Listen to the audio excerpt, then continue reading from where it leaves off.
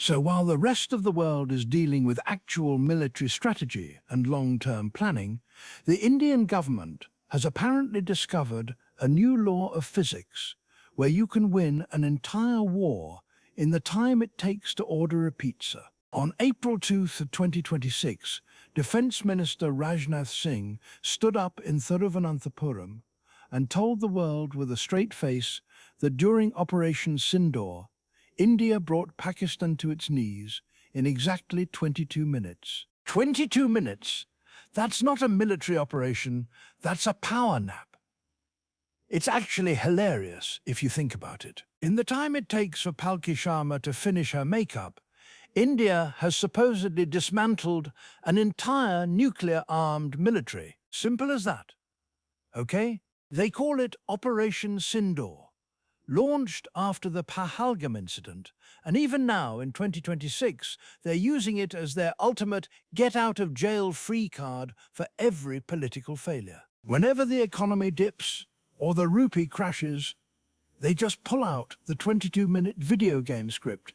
We are told this was the biggest operation in military history, yet strangely the only place we can find evidence for it is in the WhatsApp groups of IT cell workers and on the dramatic graphics of Republic TV. While Rajnath Singh is busy claiming unprecedented action, the reality is that the government is panicking. They talk about zero tolerance, but the only thing they have zero tolerance for is the truth about our actual defense readiness.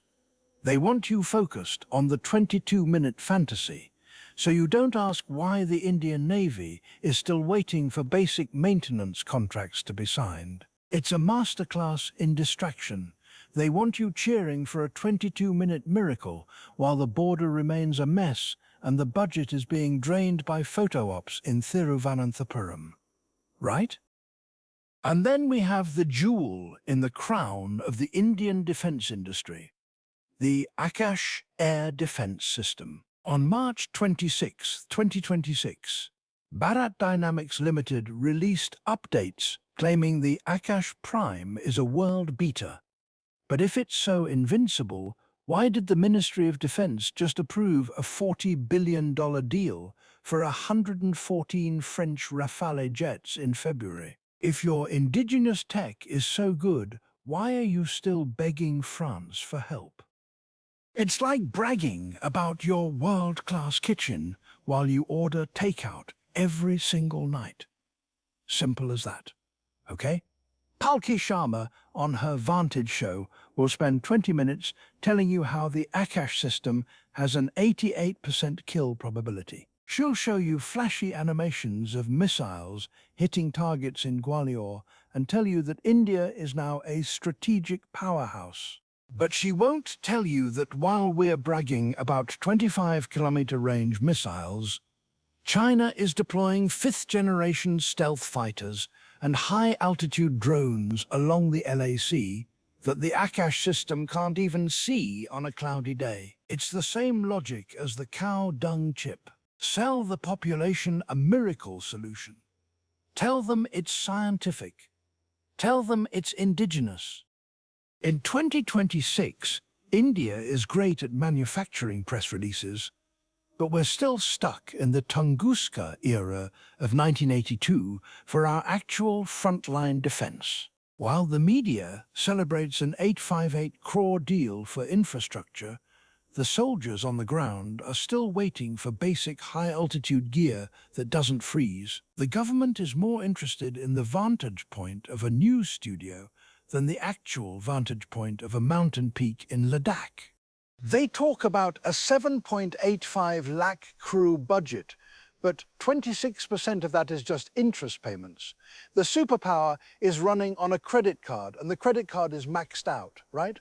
Let's talk about the Vantage lens for a second. Palki Sharma has become the unofficial spokesperson for the Akhand Bharat fantasy. In February 2026, she told her global audience that Budget 2026 was a geopolitical statement about semiconductors and AI. But where is the move, Palki? Is the move throwing Sonam Wangchuk in jail?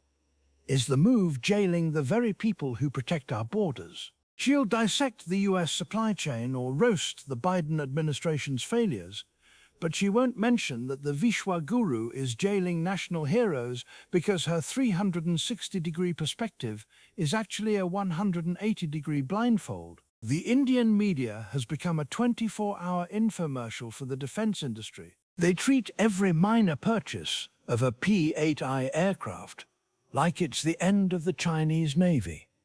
They scream about unprecedented action, while the actual line of actual control is being rewritten by Chinese dual-use villages. They want you laughing at Pakistan's economic crisis, so you don't notice the rupee hitting record lows or the sixth schedule protests in Leh. It's a brilliant strategy if your goal is to rule a country of distracted people. Simple as that, okay? The ultimate irony of April 2026 is that the government is creating its own internal Sindoor. By alienating the herders in Ladakh and the activists in Kashmir, they are destroying the only intelligence network that actually works. You can have all the Akash missiles in the world, but if the locals don't trust you, they won't tell you when the neighbors have moved the fence. The Sainik Samman Samalans are just for show. True respect for the military isn't a 22-minute speech. It's providing the gear and the freedom to speak the truth about the border. But Modi doesn't want the truth. He wants the vantage version, where India is always winning and every failure is a masterstroke. In 2026, we are seeing the end of the superpower mirage. You can't run a country on slogans and cow dung science forever.